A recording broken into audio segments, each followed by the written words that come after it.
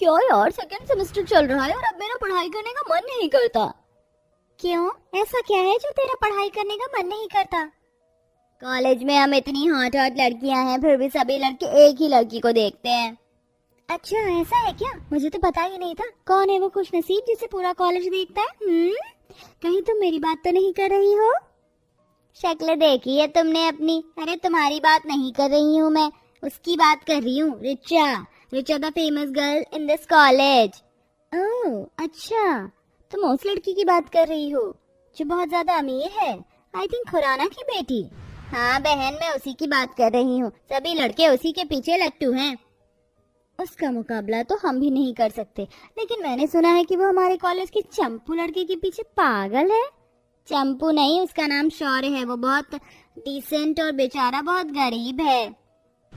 गरीब कुछ नहीं होता। अरे वो तो फायदा उठाने वाला लग रहा है, मुझे जानबूझकर अमीर लड़की को फंसा रहा है। तभी वहां रचा की सहेलियां आ जाती हैं। अगर तुम लोगों को अपनी जान प्यारी है तो यहाँ से चली जाओ, क्योंकि हम अपनी सहेली रचा की चुगलियां तुम दोनों के मुंह से सुनना नहीं चाहते। श्वेता के इतना कहते ही वो दोनों वहां से चली जाती हैं। तभी रिचा आती है। क्या हुआ? सब कुछ ठीक तो है? हमारे होते हुए कोई प्रॉब्लम हो ही नहीं सकती। चलो क्लास लेने चलते हैं। अच्छा पहले ये तो बताओ, शौर्य आज कॉलेज में आया है? हाँ हाँ, आज वो भी कॉलेज आया है। आज तो मैं उसे प्रपोज कर ही दूंगी। इस तरह कॉलेज खत्म होने के बाद जब सब अपने घर के लिए जा रहे होते हैं, पीछे अपनी बड़ी सी कार में बैठकर खुली सड़क पर शौर्य का रास्ता वो रोक लेती है। अरे मेरा रास्ता क्यों रोका है रिचा तुमने? कोई मदद चाहिए क्या? शौर्य, दरअसल मुझे तुमसे कुछ कहना था।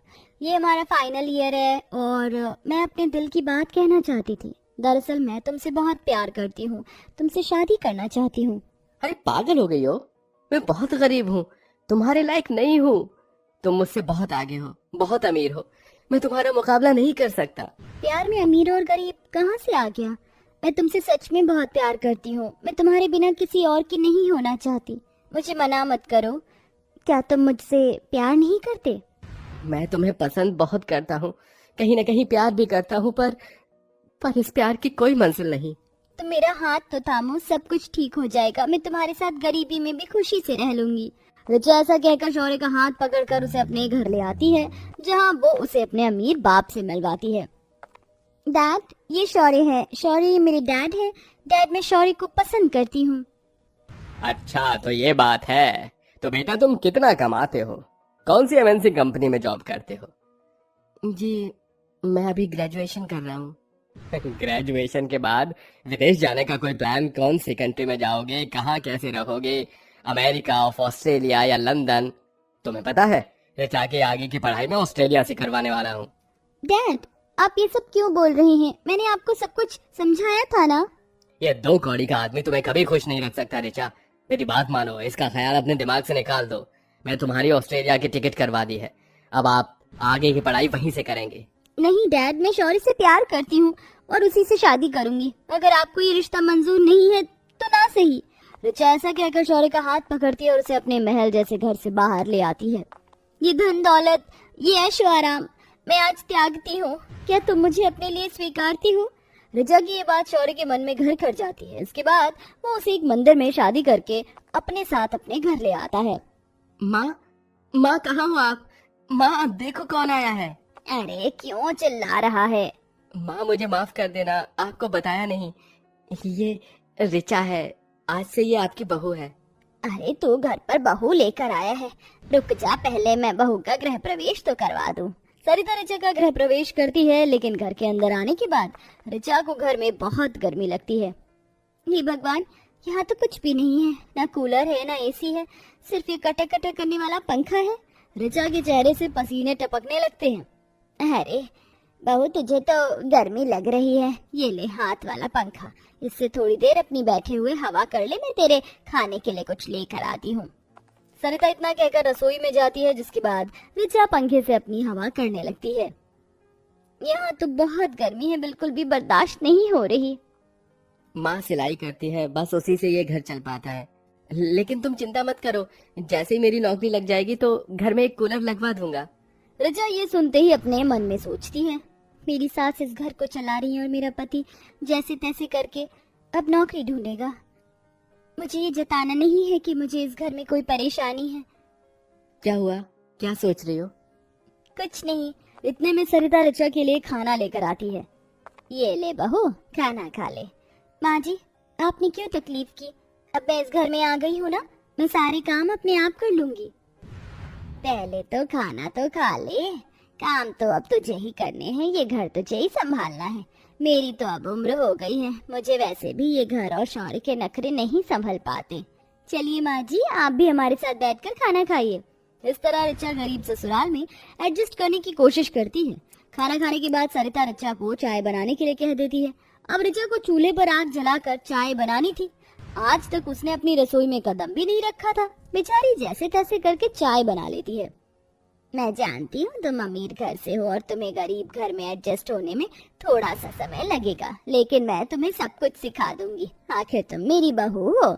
इस तरह सरिता पहले तो हर एक काम ऋचा को बहुत अच्छे से सिखाती है, जिसके बाद ऋचा इस काम को बहुत अच्छे से खुद ही करती है, जैसे मटके में नदी किनारे से पानी लेकर आना, आंगन में कपड़े धोना और चूल्हे पर खाना बनाना। सभी काम करने के बाद रात को जब ऋचा एक पंखे के नीचे सोया करती तो उसे बहुत बेचैनी होती। बहुत गर्मी है, थोड़ी देर बाहर टहल लेती हूँ, ठंडी हवा लगेगी तो थोड़ा आराम मिलेगा। ऋचा ऐसे सोचकर घर के बाहर टहलने लग जाती है। अपने पास में ऋचा को ना देखकर शौर्य भी नींद से जाग जाता है और बाहर आ जाता है। बस थोड़ा समय और रुक जाओ, सारी परेशानियां दूर हो जाएंगी। कुछ देर ठंडी हवा लेने के बाद वो वापस घर में आ जाते हैं। वहीं दूसरी तरफ अगले ही दिन उनकी इस गरीबी की खबर शेखर को उसके नौकर द्वारा मिल जाती है। अरे कैसे जल्लाद बाप हो आप, आपको अपनी बेटी का दुख नहीं दिखाई देता? अरे पलकों पर बिठाया था अपनी राजकुमारी को मैंने, कभी नहीं सोचा था कि वो इतनी मेहनत भी होगी। शोभा, अब मुझे और बर्दाश्त नहीं हो रहा, मुझे अपनी बेटी से मिलने जाना है। साथ में कुछ लेकर भी चलेंगे। इस तरह शेखर और शोभा अपने साथ कुछ गर्मियों का सामान, दहेज के एक तोहफे के रूप में फ्रिज, एसी जैसा पूरा सामान पैक करवा कर एक ट्रक के साथ अपनी बेटी के घर पहुंचवा देते हैं और खुद अपनी पत्नी शोभा के साथ अपनी बेटी के ससुराल आता है, जहां वह अपनी बेटी को गर्मी में इतनी मेहनत करते हुए देखता है। अरे पिताजी, आप मेरे ससुराल में पहली बार आए हैं, चलिए मैं आपके लिए कुछ अच्छा बनाती हूँ। ऋचा अपने माता और पिता के लिए अपने ही हाथों से सत्तू का शरबत बनाती है। हमारी नन्ही सी राजकुमारी इतनी बड़ी कब हुई पता ही नहीं चला। बेटा मुझे माफ करना, मैंने कुछ ज्यादा ही ज्यादती कर दी तुम्हारे ऊपर। मुझे ऐसा नहीं करना चाहिए था, मुझे समझना चाहिए था तुम्हारे प्यार के बारे में। हाँ बेटी, हम माँ बाप से जो भूल चूक हुई उसे माफ कर दो, मुझे आपसे कोई गिला शिकवा नहीं। तभी घर में शौर्य आता है। अरे ये बाहर इतना सारा फर्नीचर का सामान, फ्रिज, एसी, कूलर, पंखा, ये सब कौन लेकर आया है? बेटा ये मैं लेकर आया हूँ तुम लोगों के लिए। हाँ मैं समझ सकता हूँ, लेकिन मुझे इन सब की जरूरत नहीं है, मैं खुद कमा कर खरीद सकता हूँ। ये दहेज नहीं है बेटा, इसे इनकार मत करो। बस मेरे प्रति मेरी बेटी के लिए थोड़ा सा प्यार है। मैं जानता हूँ तुम बहुत मेहनती हो और तुम ये सब खुद कमा सकते हो, पर प्यार से दिया हुआ तोहफा मना नहीं करते बेटा। शौर्य अपनी पत्नी ऋचा की तरफ देखने लगता है। ऋचा पलकें झुकाकर उसे इशारा कर देती है, जिसके चलते शौर्य उसके पिता के लाए हुए गर्मी के दहेज को स्वीकार कर लेता है। इसी के चलते उनके घर में कूलर, फ्रिज, एसी, पंखा लग जाता है। वहीं शहर में शौर्य को अपनी कंपनी में मैनेजर की पोस्ट के लिए वो रख लेता है। धीरे धीरे उसकी सारी परेशानियां खत्म हो जाती हैं और वह अपनी पत्नी और माँ के साथ खुशी खुशी रहने लगता है।